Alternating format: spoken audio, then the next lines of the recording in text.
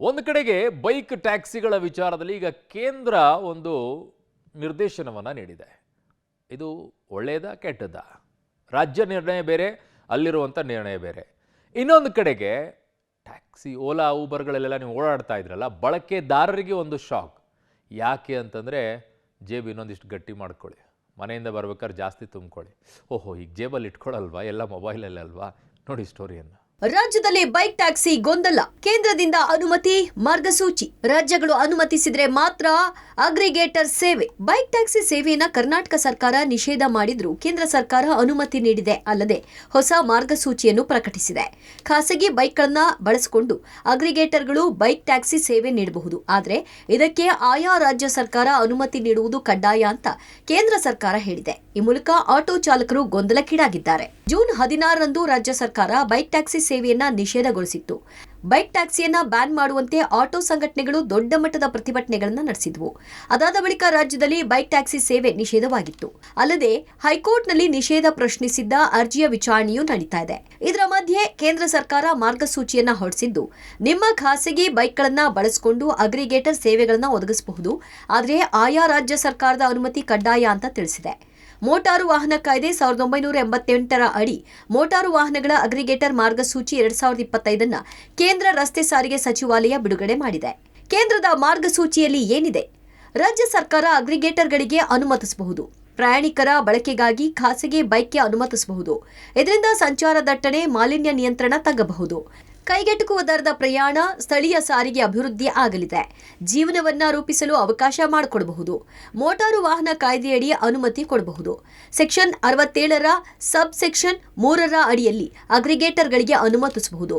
ಅಗ್ರಿಗೇಟರ್ಗಳಿಗೆ ದಿನ, ವಾರ, 15 ದಿನದ ಅನುಮತಿಗೆ ಶುಲ್ಕ ವಿಧಿಸಬಹುದು ಅಂತ ಮಾರ್ಗಸೂಚಿ ಬಿಡುಗಡೆ ಮಾಡಿದೆ. ಕೇಂದ್ರದ ನಿಲುವು ಸ್ವಾಗತಿಸಿದ ಅಗ್ರಿಗೇಟರ್ ಕಂಪನಿಗಳು. ಅಗ್ರಿಗೇಟರ್ಗಳಿಗೆ ಅನುಮತಿ ಕೊಡುತ್ತಾ ಸರ್ಕಾರ? ಇನ್ನು ಬೈಕ್ ಟ್ಯಾಕ್ಸಿಗೆ ಕೇಂದ್ರ ಸರ್ಕಾರ ಅನುಮತಿ ಕೊಟ್ಟದ್ದು ಕೇಂದ್ರದ ನಿಲುವನ್ನ ಅಗ್ರಿಗೇಟರ್ ಕಂಪನಿಗಳು ಸ್ವಾಗತಿಸಿವೆ. ರ್ಯಾಪಿಡೋ ಆಪ್ನಲ್ಲಿ ದರವನ್ನ ನೀವೇ ಫಿಕ್ಸ್ ಮಾಡಿ ಎಂಬ ಬರಹವನ್ನ ಕಂಪನಿ ಹಂಚಿಕೊಂಡದ್ದು ಚಾಲಕರ ಸಿಟ್ಟು ನೆತ್ತಿಗೇರುವಂತೆ ಮಾಡಿದೆ. ಅಗ್ರಿಗೇಟರ್ಗಳಿಗೆ ಅನುಮತಿ ಕೊಡಬೇಕಾ ಬೇಡವಾ ಅನ್ನೋ ನಿರ್ಧಾರ ರಾಜ್ಯ ಸರ್ಕಾರದ ಕೈಯಲ್ಲಿದೆ. ಈಗಾಗಲೇ ನಿಷೇಧ ಮಾಡಿ ಆದೇಶ ಹೊರಡಿಸಿರುವ ನಿಲುವನ್ನ ಸರ್ಕಾರ ಮುಂದುವರಿಸುತ್ತಾ ಅಥವಾ ಕೆಲವು ಮಾರ್ಪಾಡುಗಳನ್ನ ಮಾಡುತ್ತಾ ಕಾದು ನೋಡಬೇಕಿದೆ. ಓಲಾ, ಉಬರ್ ಬಳಕೆದಾರರಿಗೆ ಶಾಕ್. ಪೀಕ್ ಅವರ್ನಲ್ಲಿ ದುಪ್ಪಟ್ಟು ದರ ವಿಧಿಸಲು ಕೇಂದ್ರ ಒಪ್ಪಿಗೆ. ನಿರ್ದಿಷ್ಟ ಕಾರಣವಿಲ್ಲದೆ ಟ್ರಿಪ್ ಕ್ಯಾನ್ಸಲ್ ಮಾಡಿದರೆ ದಂಡ. ಬೆಂಗಳೂರು, ಮುಂಬೈನಂತಹ ಮಹಾನಗರಗಳಲ್ಲಿ ತುರ್ತು ಕಾರ್ಯಗಳಿಗೆ ಓಡಾಡಲು ಆಟೋ, ಓಲಾ, ಉಬರ್ ಬೇಕು. ಆದರೆ ಕೆಲವೊಮ್ಮೆ ನಿಗದಿಗಿಂತ ಹೆಚ್ಚು ದುಡ್ಡು ಕೇಳಿದಾಗ ಅನುಕೂಲ ಇದ್ದವರು ಕೊಟ್ಟು ಹೋಗಬಹುದು, ಇಲ್ಲದವರು ಸಂಕಷ್ಟಕ್ಕೆ ಸಿಲುಕಬೇಕು. ಅದರಲ್ಲೂ ಮಳೆಗಾಲ, ಟ್ರಾಫಿಕ್ ಜಾಮ್ನಂತಹ ಸಂದರ್ಭದಲ್ಲಿ ದುಪ್ಪಟ್ಟು ಹಣ ನೀಡಿ ಪ್ರಯಾಣಿಸಬೇಕಾದ ಅನಿವಾರ್ಯತೆಯನ್ನು ಖಾಸಗಿ ಕ್ಯಾಬ್ ಸೇವಾ ಕಂಪನಿಗಳು ಸೃಷ್ಟಿಸಿವೆ. ಇದರ ವಿರುದ್ಧ ಗ್ರಾಹಕರು ಆಕ್ರೋಶ ಹೊರಹಾಕುತ್ತಲೇ ಬಂದಿದ್ದಾರೆ. ಆದ್ರೀಗ ಕೇಂದ್ರ ಸರ್ಕಾರವೇ ಪೀಕ್ ಅವರ್ಗಳಲ್ಲಿ ದುಪ್ಪಟ್ಟು ದರ ವಿಧಿಸಲು ಅವಕಾಶ ಮಾಡಿಕೊಟ್ಟಿದೆ. ಕೇಂದ್ರದ ಹೊಸ ಮಾರ್ಗಸೂಚಿಯಲ್ಲಿ ಏನಿದೆ? ಪೀಕ್ ಅವರ್ಗಳಲ್ಲಿ ನಿಗದಿಗಿಂತ ದುಪ್ಪಟ್ಟು ದರ ವಿಧಿಸಲು ಅನುಮತಿ. ಬೇಡಿಕೆ ಕಡಿಮೆ ಇದ್ದಾಗ ಮೂಲ ದರಕ್ಕಿಂತ 50ರಷ್ಟು ದರ ಕಡಿಮೆ ಮಾಡಬಹುದು. ಯಾವುದೇ ನಿರ್ದಿಷ್ಟ ಕಾರಣವಿಲ್ಲದೆ ಸವಾರಿಯನ್ನ ರದ್ದುಗೊಳಿಸಿದ್ರೆ ಚಾಲಕ ಅಥವಾ ಪ್ರಯಾಣಿಕರಿಗೆ ₹100 ಅಂದ್ರೆ 10% ದಂಡ ವಿಧಿಸಬಹುದು. ಓಲಾ, ಉಬರ್ ನಂತರ ಅಗ್ರಿಗೇಟರ್ ಕಂಪನಿಗಳು ಪೀಕ್ ಅವರ್ಗಳಲ್ಲಿ ಮೂಲ ಬೆಲೆಗಿಂತ ದುಪ್ಪಟ್ಟು ದರ ಅಂದ್ರೆ ಸರ್ಜ್ ಚಾರ್ಜ್ ವಿಧಿಸಲು ಕೇಂದ್ರ ಸರ್ಕಾರ ಒಪ್ಪಿಗೆ ಸೂಚಿಸಿದೆ. ಈ ಸಂಬಂಧ ರಸ್ತೆ ಸಾರಿಗೆ ಮತ್ತು ಹೆದ್ದಾರಿ ಸಚಿವಾಲಯ ನಿನ್ನೆ ಆದೇಶ ಹೊರಡಿಸಿದೆ. ಮೋಟಾರು ವೆಹಿಕಲ್ ಅಗ್ರಿಗೇಟರ್ ಮಾರ್ಗಸೂಚಿಗಳು 2025ರ ಅನ್ವಯ ಹೊಸ ಮಾರ್ಗಸೂಚಿಗಳನ್ನು ಜಾರಿಗೊಳಿಸಿದೆ. ಈವರೆಗೂ ಕ್ಯಾಬ್ ಅಗ್ರಿಗೇಟರ್ಗಳು ಪೀಕ್ ಅವರ್ಗಳಲ್ಲಿ ಸರ್ಜ್ ಬೆಲೆಯನ್ನ ಮೂಲ ದರಕ್ಕಿಂತ 1.5 ಪಟ್ಟು ಹೆಚ್ಚು ವಿಧಿಸಲಾಗ್ತಿತ್ತು. ಆದರೆ ಈಗ ಹೊಸ ಮಾರ್ಗಸೂಚಿಯ ಪ್ರಕಾರ 2 ಪಟ್ಟು ಹೆಚ್ಚಿಸಿ ದರ ವಿಧಿಸಬಹುದಾಗಿದೆ. ನಿರ್ದಿಷ್ಟ ಕಾರಣವಿಲ್ಲದೆ ಸವಾರಿಯನ್ನ ರದ್ದುಗೊಳಿಸಿದರೆ ₹100ಗೆ 10% ನಂತೆ ದಂಡ ವಿಧಿಸಲು ಅವಕಾಶ ನೀಡಲಾಗಿದೆ. ಅಲ್ಲದೆ ಮುಂದಿನ 3 ತಿಂಗಳ ಒಳಗೆ ಹೊಸ ಮಾರ್ಗಸೂಚಿಯನ್ನ ಜಾರಿಗೆ ತರಲು ರಾಜ್ಯಗಳಿಗೆ ಸೂಚಿಸಲಾಗಿದೆ. ಕೇಂದ್ರದ ಹೊಸ ಮಾರ್ಗಸೂಚಿಯಲ್ಲಿ ಏನಿದೆ?